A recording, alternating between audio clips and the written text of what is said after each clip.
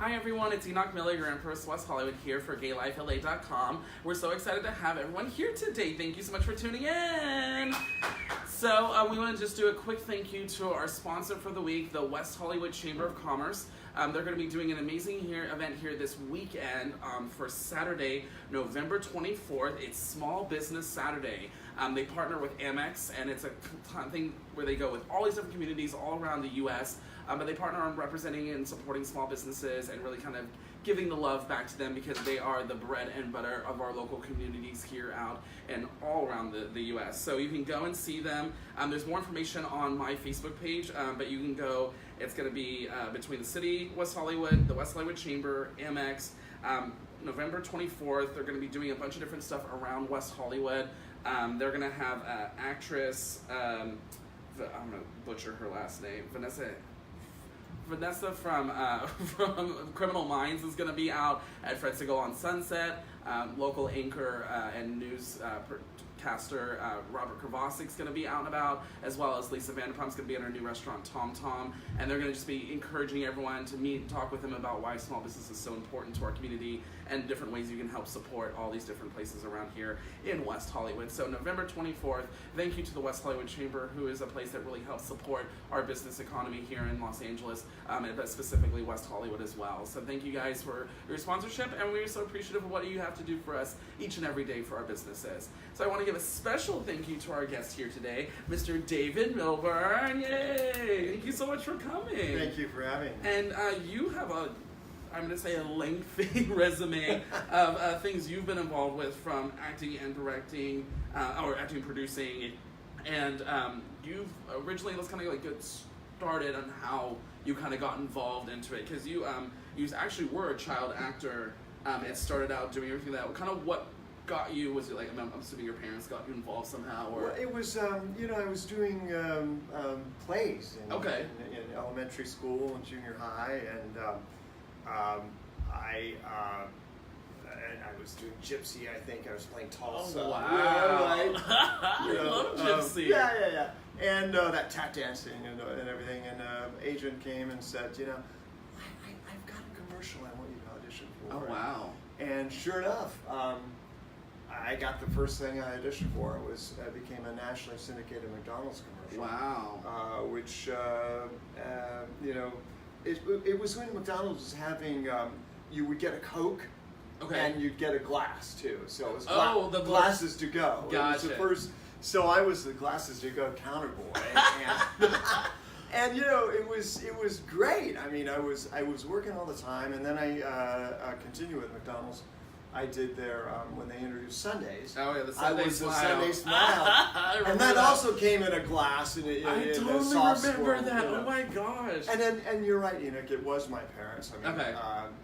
They said, David, I kind of wanted to be a dentist, because my older brother was a doctor. Okay. I kind of, that's a good profession. And I kind of fell in love with my orthodontist at the time. Okay. So I said, crush. Yeah, so I said, maybe I'll be a dentist. And my dad said, look, you aren't making so much money as an actor in commercials. Right. Maybe you should go into this. And he said, and it's the best advice ever. And I would give this to any advice, any person. He said, don't live a life of regret. Don't end up 40 years old saying, what if, what if. And he was a drummer.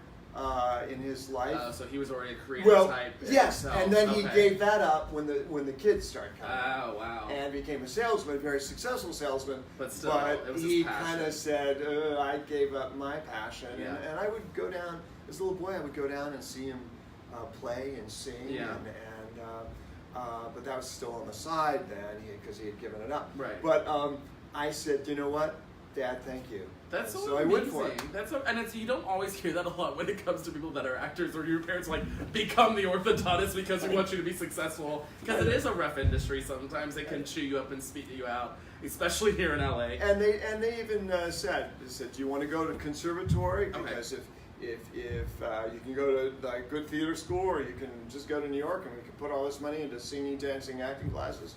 So I kind of did both. I went to Northwestern University, studied theater and radio, TV, and film. And then I went to New York. For Lee Strasberg. In the summers, and then became one of the youngest members of the Actors Studio, which is a professional And so you grew up in the kind of different parts of the U.S. I mean, you started in Indiana, down to Florida, and then up to New York. Yeah. What was that kind of like with? Because I mean, Indiana obviously is nothing compared to like. I left there in fourth grade. In fourth grade, so it's like it was you're still formative. Like you're like I can get away with it. So Miami, going from Miami to New York, kind of what was that like? Or is Miami right? Yeah. Okay. Miami Beach. Miami area. Okay. So what was that transition like for you? Because it's, I mean, living in Florida and going to New York, it's not the same. Even though it's East Coast, it's so totally different atmospheres. What was that like for you, kind of going from more of a laid back mentality to like go all the time? That's so interesting. That's a very good question because it is, it's a jarring. Yeah, it's jarring. Very much so. And I was so young. I was 17. Wow. But what I really had going for me is because the commercials that I was doing in South Florida. Those same advertising agencies, they would make it's winter in New York. I want to shoot our commercial in Miami. So basically, I think creatively it should be Miami, right? Makes sense. So when Makes them actually has sun. Yeah, in the winters they'd come down and shoot, and then so when I went to New York, so I did have those contacts. That's good. But I was really seeking that kind of real acting. I was a real actor, and Lee Strasberg at the time, he actually was still alive and taught me. It's amazing. Ellen Burstyn was in my Jesus. class. Wow. I mean, even out here, everybody still shows up. Al Pacino, at the actor studio. I mean, just right here in West Hollywood too. I mean, it's an amazing studio, and they put so many, and they just teach you, I think, the fundamentals so well. When it comes to that. There's the studio, Yes. and then there's the institute. Right. So the institute is one thing in West Hollywood, right? And then you're right, the actor's studio itself is also in West Hollywood. And it's really amazing for the guys. So you're getting that. So what did you like so specifically different between? Because I mean, being on like TV and like being in commercial and doing that stuff is so different than being on stage. Oh, absolutely. What for you was the appeal for stage? To get real and authentic. Okay. Because commercials are, fluff, if you Okay. will. It's not really authentic. It's not coming from your gut. Gotcha. You're selling something. Yeah. Basically. You're selling that role specifically, and that's it. And on stage, you're selling whatever the playwright has written for you. But you're selling it in a real way. Yeah. And that was real attractive to me. Gotcha. I had to drop all that child commercial stuff and really dive into the authenticity of being an actor. Yeah, so it was really that emotion that you were drawn to, that passion that you really developed a character and it really came to life kind of thing. Because I've heard so many people talk about stage and said that's what they love to see, the audience reaction of experiencing this journey with whatever character you're doing and coming along the story with them. Like you said, and then television is kind of just like... Yeah, I tell you, I feel more comfortable in a role than I do just myself. Oh, wow. I played killers and nice guys and bad guys, and I really do, because to walk in someone's shoes, is somebody else's shoes, is the fascination. And you were also in General Hospital, which actually that role is what kind of brought you out from New York here to LA. Yes, absolutely. So what was that transition like? Well, I had never been west of Iowa. Welcome to right. So my mother's side of the family were all farmers, and her brother, my uncle, had a farm in Indianola, Iowa, and I spent some summers there. But so I'd never been west of Iowa. And when I finished up at Northwestern and with Lee Strasberg in New York, I said, you know what, maybe I should try that, because I didn't want to be poor and cold. As a struggling actor, I didn't want to be poor and cold in New York, and so I said it better be poor and at least warm here. So I came out here and instantly was cast as Lance Hurt on General Hospital. I played John Stamos' best friend at the time, and it was interesting. John's a great guy. GH was a great training ground, but I didn't like soap work either. And that's a whole different beast in and of itself too. I mean, it is, because you are working so hard and so quickly that there's no time to do really good work. You have to resort to, and believe me, I have a lot of soap opera friends, and I marvel at what they do. And it's like you said, I have a friend who's a producer there too, and he's just like they just go. I know. It feels like they never stop. And you resort to tricks. Yeah. You resort to tricks because there is no time to really investigate and decide what you want to do with a role, which film work and movie of the weeks, which I've done many. Yeah. But so soap work really didn't. It still wasn't your forte on that. No, and John was saying, David, you should get all your fans right in and I said, you know what? I don't know if I want to stay here. So, and then your first film, you played the lead in Roger Corman's Slumber Party Massacre, which is a cult favorite around everywhere. It's such a funny. I saw it like, oh my god, I don't know how long. It was like a friend did. There were two sequels. I didn't see the sequel. I just saw the first one. Yeah. But I was like, it was so. I mean, it's that perfect kind of camp, cheesy, fun horror. I love things like that. Like that's B movie, I guess we kind of consider that. Yeah. So I mean, but I like that because I don't like when they take themselves so seriously in a horror movie. Like I just watched Nun and I'm just like so disappointed because I'm like, this would have been a lot like fun and like a lot more fun if this was like a little bit funny and they kind of just like camping it out a little bit. But what was it like for you doing your first film and like getting it out of TV? That was interesting because actually that came a little before General Hospital. I was 15 when I did Slumber Party Massacre. Oh wow! So that was actually before. I was actually really still a teenager. But Roger Corman and Amy Jones directed it. Rita Mae Brown wrote it. It was really kind of the creme de la creme horror film at the time. And recently at the Academy, they honored Roger Corman. Oh, really? He's 83 years old at the Motion Picture Academy. And I happened to be there. And I said, I'm going to go over and say hello to Roger.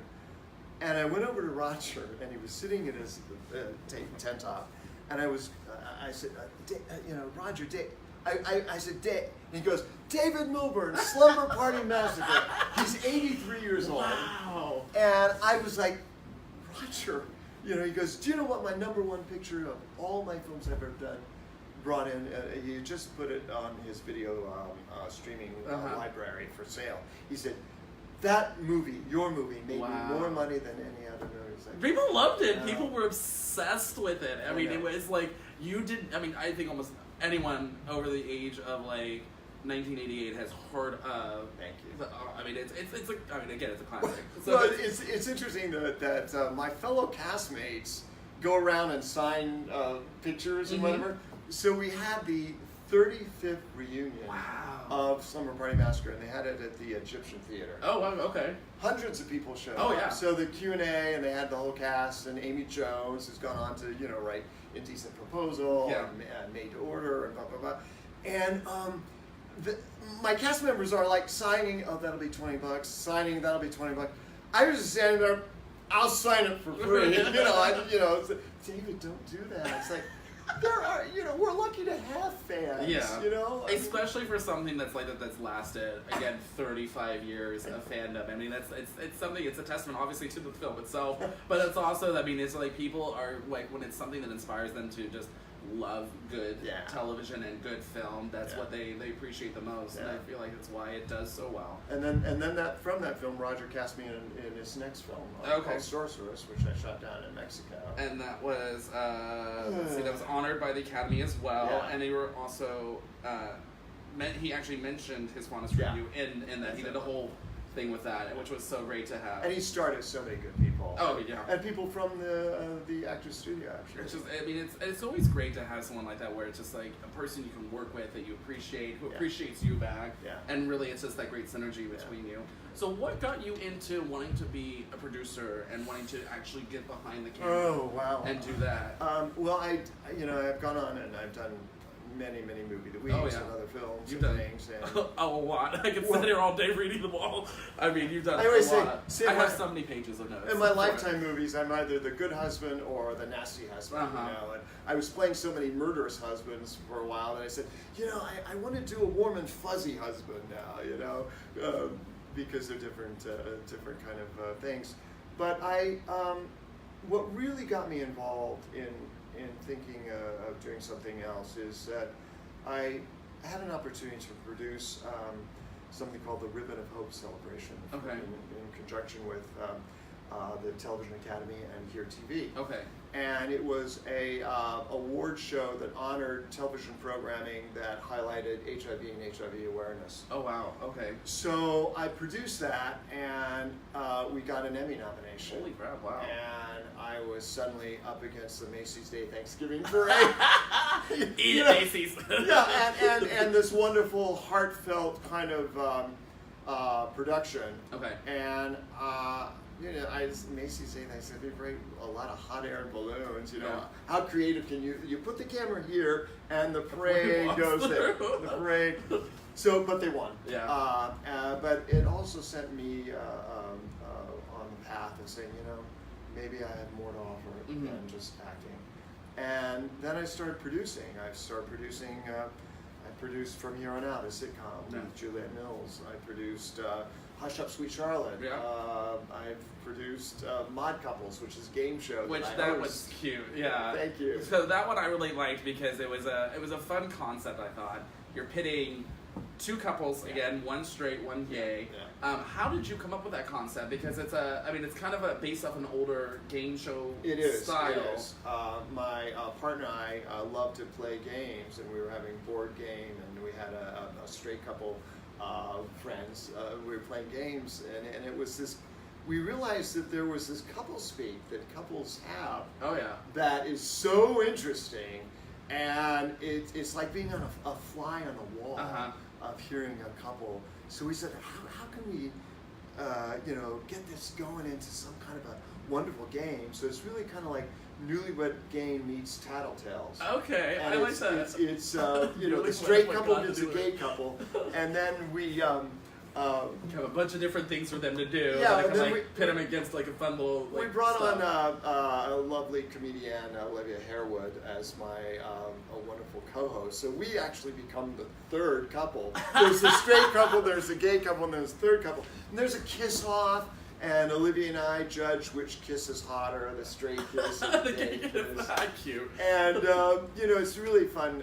Here TV just supported and got behind it, and then they put it on all their platforms. Oh, wow. On Hulu, it's hit their 10 top most popular show list 22 times. Wow. So it was nice to have. Wait, is that 22 years or 22 No, 22 times. Holy how did they gauge the list goes on, every month or so. Oh, okay, so it's a monthly. Okay, Yeah, okay. I was wow. it's like I didn't think it was 23 years, but no, okay. no, for 22 times. Wow. This show that Here TV did is right up there with the big boys. That's and fantastic. it was a nice honor, I think. And did you specifically want to get into not like queer media, but like LGBT-based media from the get-go, or were you kind of just like it kind of fell into your lap a little bit? I was never a conscious decision. It's like, I'm going to only do LGBTQ content. Right. Much like an actor, you take what's in front of you or what's available to you. Right. And Here TV is a wonderful place where young artists can come and explore and create. And they've got an incubator program that's really wonderful. They do really great, and it's just what I appreciate so much about Here TV does is they encourage so much different types of media. I mean, obviously LGBT based, but they really kind of give I feel so many times we're thirsting for as a community, looking for stuff out there that our younger generation can look to and see actors, actresses, producers, directors, people that can be inspired and be like, hey, I could potentially do that one day and have role models to look after, such as yourself. They can say, hey, he made it. Important. Here's how I can potentially do the same thing. So they're just such a great company. They do so much, obviously, with the Advocate as well.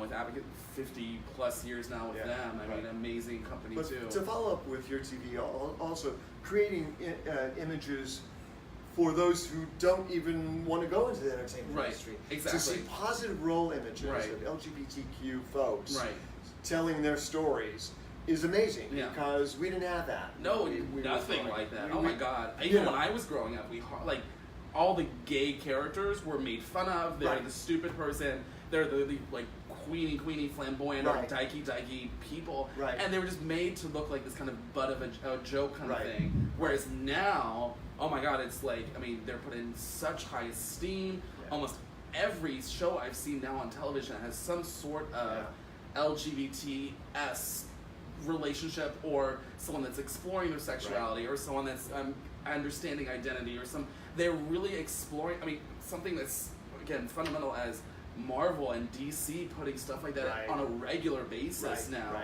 and really highlighting that and showing that, hey, now mainstream is not shying away from this because it is just as normal as any of these other characters. And it's so much better, even as a development exec for Here TV, it's so much better to get those scripts and see those stories told by authentic LGBTQ, because you can sniff it out. Oh yeah, you know if they're not really in the ballpark. We know when you're not gay. Yeah. Our gator is on point. but a show that Here TV does as well, which I had a part in.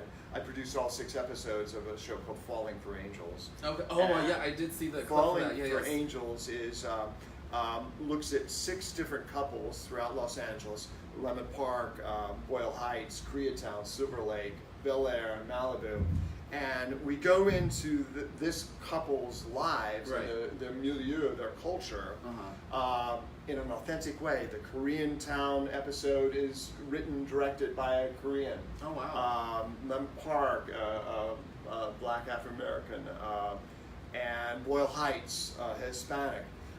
Silver Lake.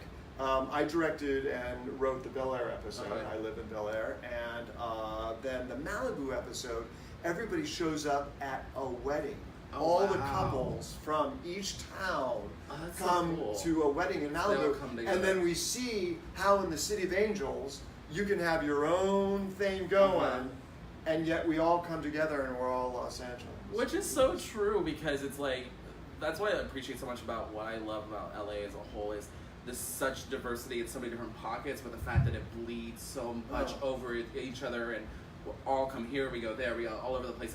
It's Isn't why I it love lovely? it. It's absolutely wonderful. When I'm back in the Midwest or whatever, it's like I go into shocks, like where's the culture? Cultural diversity. Yeah.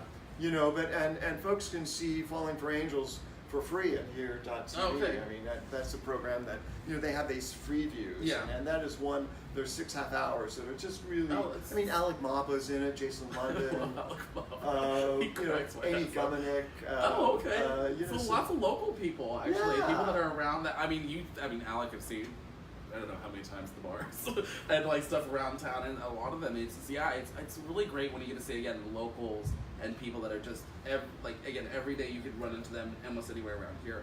Yeah. So I mean, that's a great. I mean, so what was your biggest passion about getting into and getting involved with Here TV, and why you love being with them? I'll tell you, the authentic stories. Okay. Number one, but me personally, and this is going back to your question about becoming an actor, director, producer, writer. Yeah. As an actor, and as a good actor, you get a script. It's like, okay, I know what I'm going to do there. I'm going to expand my role here, and I'm going to lead it over here, and really make it bigger and better. But you're still at the mercy of the director, the editor, the producer, whoever has the final cut. Right. So I realized that if I wanted to do more and paint with more colors, paint with music, paint with casting, paint with hiring the director or being the director, paint with the script, have the final say of the edit, put the music in. By being a producer, when you see one of your films or your sitcoms or whatever, it's all you everywhere. Yeah. And you rise and fall. Every part of it, yeah. You rise and fall with your decisions, right? And that's a lot more exciting because you get to paint with more colors. That's really cool. Than just what an actor in the confines of the script. Right. And do you find it hard to kind of, if you're doing both a piece you're directing and acting in, do you find it hard to switch from in front and back? Because I know some people say it can be a little different to get out of that mindset. Yes, one to the other. You're very correct. I've learned to surround myself now with people that I produced a film called The Nurse with John Hurd, and I remember I was about to do one of my scenes. I had a supporting lead in it, and the PA would come up. David, we're going into meal penalty in 5 minutes. It's like. I'm busy. I'm about. You can't do that right now. Killing where my like development is right here. I cannot Yeah, stop yeah, doing yeah. this. I'm in the zone. Yeah, so I've now progressed where I surround myself with little buffers, so I don't Gotcha. have that kind of. So there's someone else they can talk to before they meet. Before I'm about to do a scene. You know, just like, that can't be good for your mental concentration. Oh my gosh. So now let's get into the fun part, which I'm really excited about. A Long Road to Freedom. The Advocate celebrates 50 years. Like, an amazing magazine that has done so much for the LGBT community, for news and media.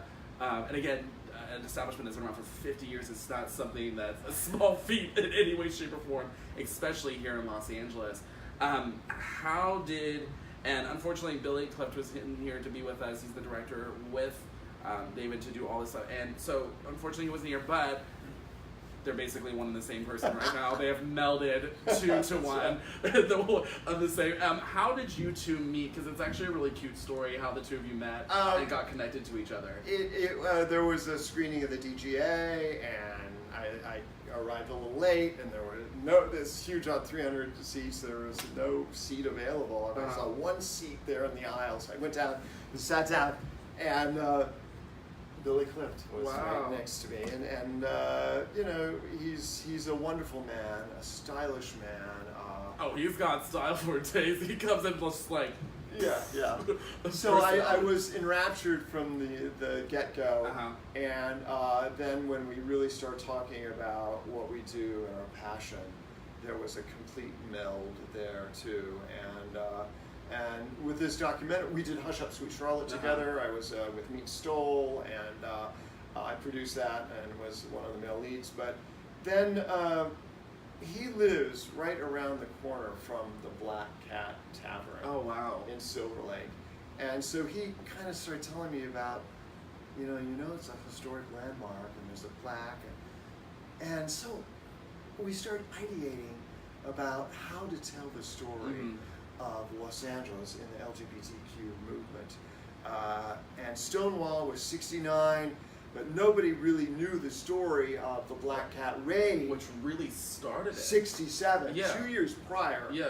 And it was right there in front of us. And so we kind of started thinking about what we wanted to do, a documentary, this and that. But we needed a framework, and that's where The Advocate came on board.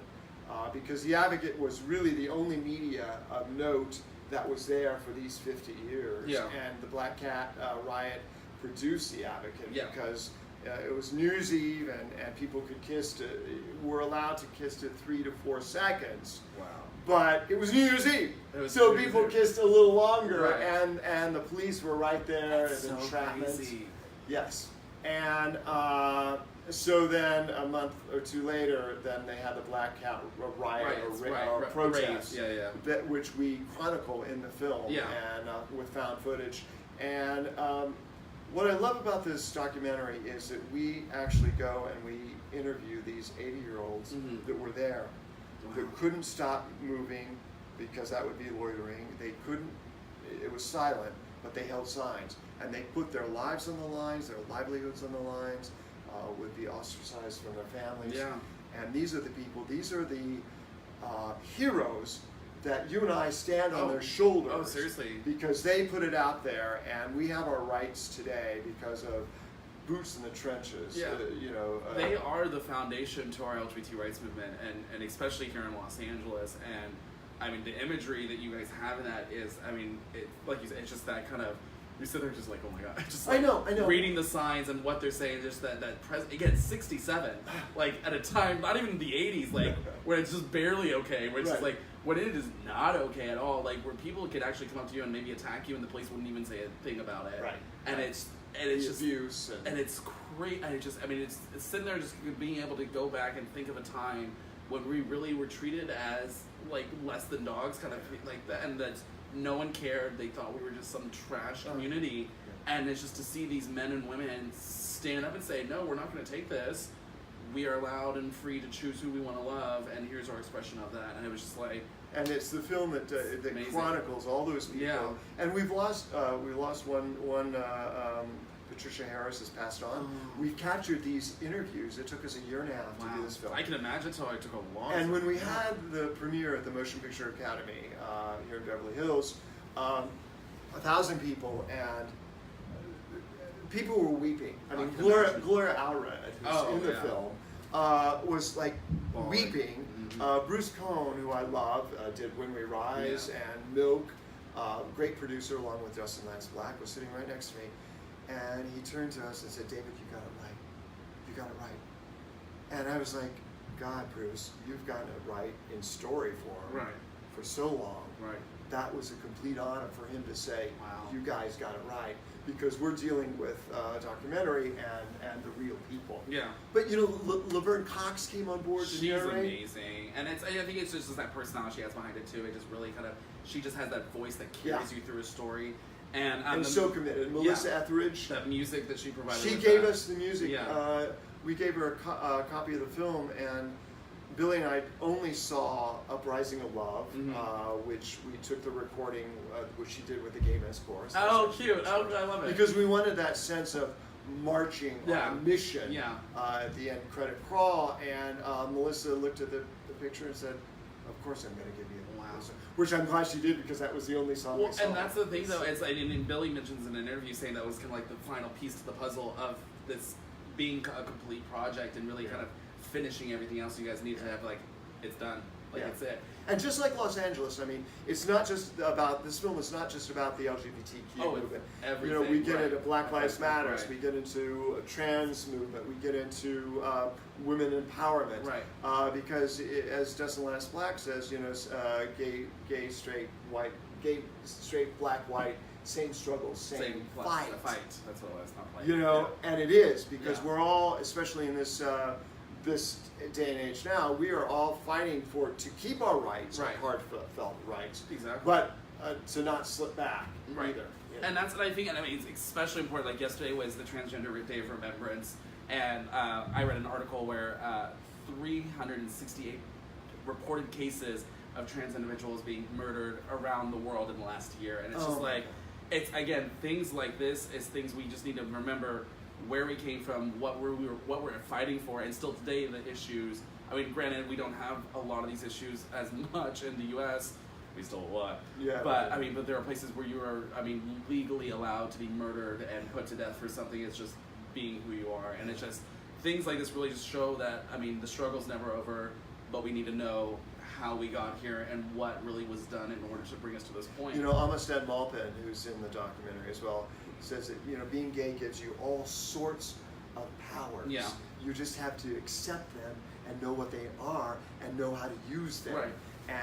And this same community, if we show up for each other, it's not only the politically correct thing to do, it's also our strategic way to go into these areas and get our rights and maintain our rights. Right, exactly. And you said this project took, I mean, it took you a year and a half to get the interviews. How long did the overall project take from like start to finish and completion and getting everything like laid out and put together and then interviewed and then done? A year and a half. Okay, so a year and a half. But we had the archives of Here TV at our disposal. Which is great. They have tons. They opened up their checkbook, they opened up their archives, and then we had the Advocate too. So, we were able to, but it was piecing it all together, because the beauty of this film is there's a stream of consciousness in it. Okay. It's almost like you're sitting down and saying, let me tell you about the LGBTQ movement. It's let me tell you a story. You're talking to one person, like the great gay aunt or uncle you had. And we don't have those people telling those stories. Right. But the stream of consciousness is almost like one person, even though it's 29 different people, telling you the same, progressing through the LGBT voice leading you through this story. Yeah. And that's why I think, how did you sift through that much information? Because there's a lot. 50 years is, I mean, of any community is a lot to kind of sit there. And like you said, you're not just talking about LGBT, it's Black Lives Matter, trans rights, women's rights, all these other different components of it. How, like, what was your initial process of going through, taking all this information from Here TV, from the Advocate, sifting through it all, and then where you started, okay, these are the people we want to talk to, this is the portion of the story we want to tell, here's how we want to draw it through. Very difficult, and we had to listen, and we had to follow our hearts, and we had to follow their hearts. It was almost as if we had this muse that was telling us where to go. Okay. Obviously, there are stories of the people that made it into the doc that did not get fully explored. There are other people that didn't even make it in the doc. But those interviews will not be lost because there are so many good stories that we still didn't get in. Well, and that's the hard. It's like there's so many. What we're doing at Here TV, we're taking that lost footage or not used footage, and we're creating a show called Heroes. And we're taking those stories that didn't fit into that stream of consciousness. Let me tell you something. But they're still great stories. And we're creating another series called Heroes. And so that would be like almost just like a 30-minute series kind of thing. Like, so do you know how many episodes you might have? Or are you just we're starting off with 10. 10, okay. But there's more. Gotcha. Oh yeah. I mean, it's like you can clearly understand how much. I mean, again, information upon information for stuff like that, and it's so hard to sift through and tell everyone's story because everyone has such a different perspective and a different concept of what. And the stories need to be told. So this film is amazing. And it's the Kickstarter. It's the start for all of it. But then we've got more to do. Gotcha. And Here TV is making the film available to all universities and high schools after its theatrical run and its platform run. But it's I've read some of the reviews and it just makes me feel so good that they're saying this is the film of our time. This is the film that captures our movement. I had straight couple friends at the premiere come up to me and say, these are intelligent, heterosexual couples. We kind of knew, but we didn't really know. And for that kind of feedback, first of all, there's a wonderful crossover audience, because we can enlighten these people that didn't don't really know. Yeah, and again, it's like, and that's the whole aspect of it. You're not going to be able to relate always to other people's plight because it's not your story or your community story. So being able to see this all in one platform and give that perspective to so many different people is, I mean, that's what's so great. Here's another example. I have two 19-year-old kind of girlfriends. They're little cuties, and they came to the premiere. And they're straight, and they go, there was so much love coming from the screen and in the 1,000-people audience that we walked out to the party holding hands. Aww. Because they were just enraptured with the story That's amazing. of what we've been through. Wow. And and also what I love about it touches not just the community that lived through that and that were part of that time period and even immediately after, but it touches a generation even as young as mine now that can see, I'm able to do what I am, be the individual I am, express and love who I'm allowed to love because of these men and women that have built this foundation of activism through up to now to 2018, which is so that it just translates but now to you're all generations. You are, this film is, you are. People who get these stories out, I dream that someday, people will look at our shoulders. And they're standing on our shoulders. And so the good work that you do, the good work of this film, we are in the game now. And I feel like we're just all one continuation of the story, and we're all building toward a goal of equality for all. Oh, God, I hope that happens so soon in my lifetime. But I mean, I've met some of these gentlemen that were there. Like I've met a couple gentlemen that were Stonewall, and just them saying that like when DOMA was repealed and when the Prop 8 was passed, and the fact that like in my lifetime I never thought I'd be able to marry my partner of 30 years. I just thought we'd just be roommates. Like hearing like and meeting people like that and getting to just that, you're like, this is what I hope the next generation 20, 30 years from now with us go and say, we can't believe now we have equality for all, gender's not an issue, sexuality is not an issue, all this stuff is not an issue, and we actually are not a community but a world that loves and appreciates one another for just who they are.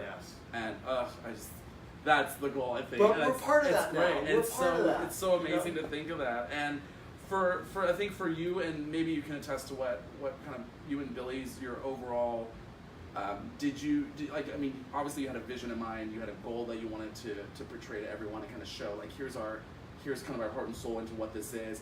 Do you feel that people really were like, immediately understood it, or do you think that kind of some people, like, it took them a second to be like, oh wow, I get it now, it's like, there was this progression, or do you feel like everyone kind of got on board right with you guys' I think that everybody kind of got on board. I mean, it's pretty impactful, so I can.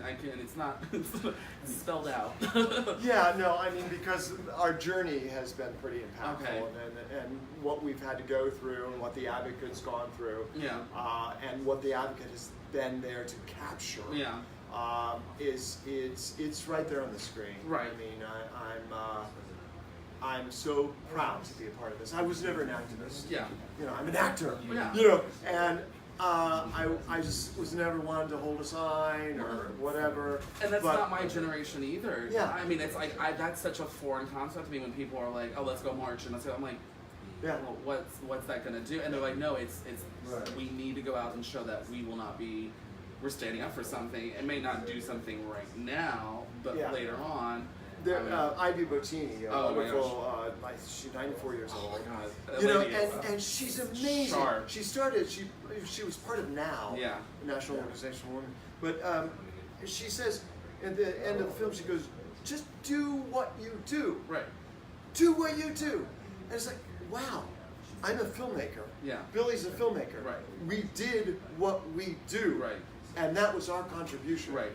And I think that's such a great message. And that's the thing, so I love that you said that, because activism is not this word that, I mean, you have to get out and march and do all that stuff. Yeah. Activism takes on so many shapes and forms, because it's the act of telling your story, showing that we are who we are. Your show is your activism. This is activism, baby. We're getting active. What can we potentially expect from maybe you and Billy collaborating in the future? Oh, well, we've got, Billy wrote the Silver Lake episode of Falling for Angels, and he and I co-directed and co-wrote the Malibu episode of Falling for Angels. We did Hush Up Sweet Charlotte together. We're doing a travel show right now called Gay Sex Underground. Oh, and you were telling me a little about that earlier. You just did something in Palm Springs, and so kind of give us a little taste of what that looks. I mean, obviously, Gay Sex Underground is pretty self-explanatory. Well, it's actually about Disney World. It's about Disney, because that shit's shady. Those people are freaks. I swear to God. The more pristine the place, the dirtier the underneath is. It really is. Gay Sex Underground is our host is Charlie Harding, a former adult film star. All right. But he goes into these cities, and each episode is a different city, and we go to the places where gays really want to go to, and it's really kind of fun. So it's a little bit. It's not. I mean, it's like Anthony Bourdain, but he's alive. Oh, I'm sorry. No, that's perfectly soon right now, because I love doing stuff like that. And then you also have something called Now What that you guys are working on as well. Well, Now What is something that I wrote. Oh, that you wrote. Okay, that's yours. Okay. Now What is also on Here TV. Now What is the pillow talk that ensues after sex. Oh. So as a development executive, I would be getting these, it's like pitches, like, it's like, we need something. We need a sexy beginning, and we need something heartfelt, and we need something that's authentic. Okay. And nobody's getting this. So I told my partner, I said, Paul, I'm just going to sit down and write what I've been telling all these writers to write. Okay. So 16 episodes later, wow. We start with climax. Okay. And then the flop down on the pillow. And then it's the pillow talk that ensues after sex. It's done in an infinity room with just a bed, 2 actors. I have a one actor who is our main guy, who's 38, and he's had his fun. Now he's looking for his soulmate. But then each episode is one guy coming through his bed. So each interaction is what ensues after they have the sex, flop down, and then it's a very interesting time. And this is what it kind of excited me about writing it is that pillow talk, you either unmask and get real because you've just done this animalistic thing and wonderful thing, or you keep your mask up and put on and keep it going. Yeah. It's a make or break time, and I found that it really gets into heart. And some of the episodes are, like Hipster Homeless, which is the finale of season 1. You know, when you go downtown, you say, "Are you a hipster or are you homeless?" Or both. I don't know. Okay. Or Now Lay Me Down to Sleep, the guy that has to pray after sex. Oh, okay. Or the fluffy furry that has to get off with a mask on. Yeah. And then, but not a, but then we get into the reality of why do you have to do that? Yeah. Tell me. And our lead is played by Paul Galliano, and he's this 38-year-old guy just searching. And it's just his different experiences with all these different people and what ensues between them. At the end of the second season, the episode's called "That's Never Happened Before." He gets raped. Oh wow! By somebody who was just out of prison. Wow! That he picked up. So I'm really proud of that series because it literally came from my past, and also people would tell me their stories. I was actually just gonna ask, like, how much of that is like stuff you personally experienced, and how much it is. Well, they always say write what you know, right? So, but 16, it's a hit on Here TV. 16 episodes later, I've had to kind of expand out of my repertoire to hear. So how many sex clubs have you been to now? Like, there's so what's he going to? No, okay, so so that's great. So really, it's really just kind of delving into the human nature and kind of the relationships between all these different people. It's kind of like In Treatment. Remember the HBO show In Treatment? Yes. But we're in bed. Gotcha. Okay. I like that. You got to check it out. I do. I do. I'm so pleased with it. And it's here.tv is where it's on at. I mean, so how did they just go on their search box and just put what now? Yeah. Okay. Or not what? Sorry, not what. Have an upcoming episode where he goes to bed with an Iraqi war veteran who's an amputee. Wow. And he doesn't realize he's an amputee until the pants come off. And what do you do with that? Yeah. That's really or cool. The condom breaks. That's such, and I love the fact that it's also such real life stuff too. It's stuff people totally happened to them at one point or another in some aspect. So I really like that. So Now What, and then Underground, which they can check out as well. Gay Sex Underground. Check out all of that. And Calling for Angels. Calling for Angels, right? I mean, just go look on his page. It's all. Go to here.tv. Yeah, here.tv. Just look up David Milburn, and it'll just be this list of stuff you can check out. You'll have weeks of entertainment to get through. So, but I really appreciate you taking the time to come speak with us. Sorry to Billy for not being here. I know he's a bit under the weather, so hopefully you get well soon. Hopefully your man will bring you some chicken noodle soup, or someone will bring you chicken noodle soup. We'll put that out there. So get better. And Enoch, thank you again. No, I appreciate it. Thank you for doing what you do. And also thank you to the Advocate Magazine and Here.tv. I mean, the great organizations that do so much for our community and really put out queer media and LGBT news that help you stay informed about what's going on and gives you some fun entertainment. And Long Road to Freedom, the Advocate celebrates 50 years. Is having its theatrical release throughout the country now, so it could be at a theater near you. And come January 1st, it goes on to all streaming platforms. Okay. With the on-demand, theater. So the limited releases are coming out November. They came out just November 13th. There's a new one in Palm Springs that just came out. Yeah, it's playing right now. It's just right now at the Camelot Theaters. Yeah. But I have the Vimeo trailer in there for you guys to check out. But you can also go to here.tv as well, and they have all the information as well. But I mean, amazing documentary, and really, if you do not know your history for LGBT culture and what really has been done for our fight for freedom, go check this out. I mean, it's A Long Road to Freedom is an amazing kind of, just gives you your roots and lets you know kind of where we came from and where we're going. So thank you again, David, for being here. Special thank you to GayLifeLA.com as well as Kings Road Apartment Homes for the space you see today, as well as our sponsor, the West Hollywood Chamber of Commerce. So check them out November 24th for Small Business Saturday. So thank you guys for tuning in. We'll check you guys next week. Have a happy Thanksgiving. Stay out of trouble and don't do anyone I wouldn't. Bye.